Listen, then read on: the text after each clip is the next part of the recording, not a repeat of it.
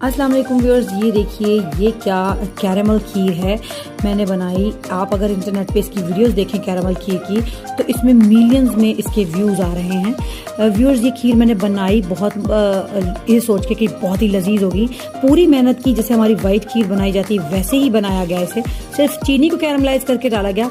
लेकिन आप यकीन कीजिए इसे कोई भी खाने को तैयार नहीं है, जबकि इसमें दूध इतना ज़्यादा, चावल, हर चीज़ का रेशो बेहतरीन।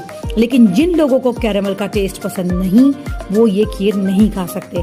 इसलिए इसको पकाने से पहले आप ये सोच लीजिए कि हम इतनी सारी खीर पकाकर कहीं ज़ाया ना कर दें। ये देखिए कितना गाढ़ा दूध और सारे मेवे पिस्ते सब कुछ इसमें मौजूद है, लेकिन इसके अंदर वो बात ही नहीं है जो कि एक नॉर्मल वाइट खीर में होती है, शानदारियत। तो ये आप देख सकते हैं कैरेमल खीर।